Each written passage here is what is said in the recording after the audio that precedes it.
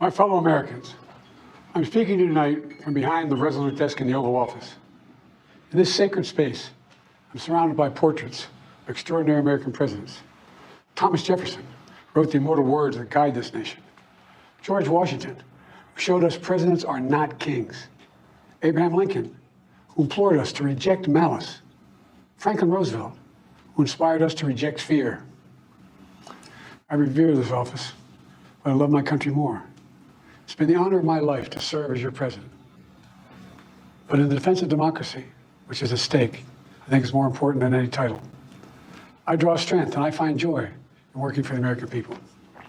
But this sacred task of perfecting our union is not about me. It's about you, your families, your futures. It's about we, the people. We can never forget that. And I never have. I've made it clear that I believe America is at an inflection point. One of those rare moments in history when the decisions we make now will determine our fate of our nation and the world for decades to come.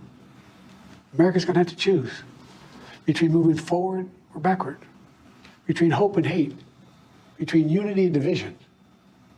We have to decide, do we still believe in honesty, decency, respect, freedom, justice, and democracy? In this moment, we can see those we disagree with not as enemies, but as fellow Americans. Can we do that? Does character and public life still matter? I believe I know the answer to these questions because I know you, the American people. And I know this, we are a great nation because we are good people. When you elected me to this office, I promised to always level with you, to tell you the truth. The truth. The sacred cause of this country is larger than any one of us. And those of us who cherish that cause, cherish it so much, a cause of American democracy itself, must unite to protect it. You know, in recent weeks, it's become clear to me that I need to unite my party in this critical endeavor. I believe my record as president, my leadership in the world, my vision for America's future, all merited a second term. But nothing can come in the way of saving our democracy. That includes personal ambition. So I've decided the best way forward is to pass the torch to a new generation. That's the best way to unite our nation. You know, there is a time and a place for long years of experience in public life. There's also a time and a place for new voices, fresh voices, yes, younger voices. And that time and place is now. Over the next 6 months, I'll be focused on doing my job as president. That means I'll continue to lower costs for hardworking families, grow our economy. I'll keep defending our personal freedoms and our civil rights, from the right to vote to the right to choose. I'll keep calling out hate and extremism, make it clear there is no place in America for political violence or any violence ever, period. I'm going to keep speaking out to protect our kids from gun violence, our planet from climate crisis that is the existential threat. And I will keep fighting for my cancer moonshot so we can end cancer as we know it because we can do it. I'm going to call for Supreme Court reform because this is critical to our democracy, Supreme Court reform. You know, I will keep working to ensure America remains strong, secure, and the leader of the free world. I'm the first president in this century to report to the American people that the United States is not at war anywhere in the world. We'll keep rallying a coalition of proud nations to stop Putin from taking over Ukraine and doing more damage. We'll keep NATO stronger, and I'll make it more powerful and more united than any time in all of our history.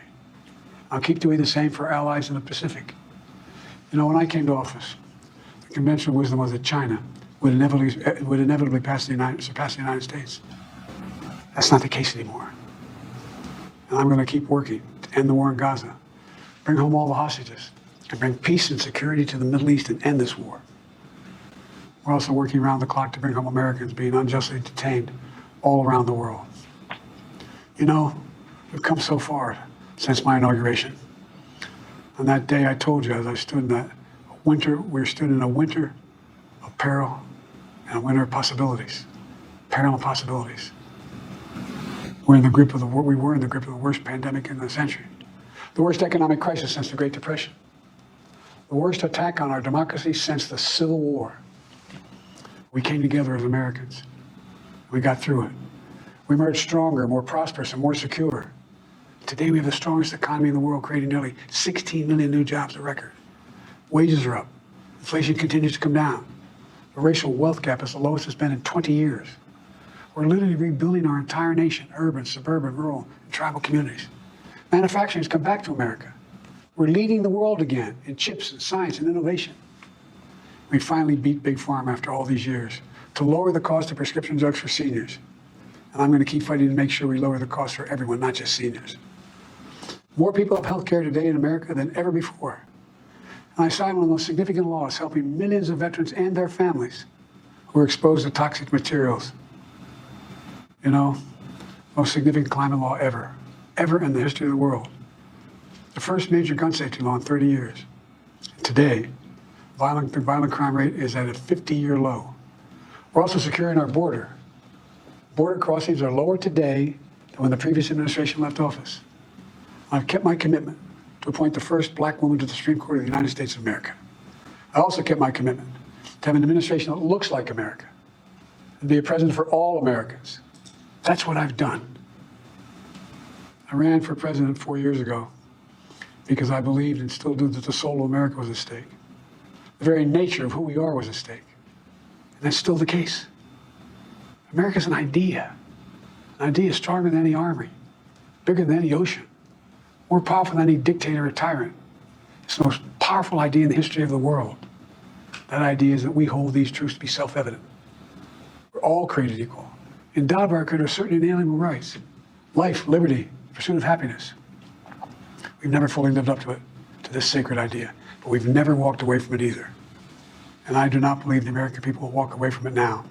In just a few months, the American people will choose the course of America's future. I made my choice.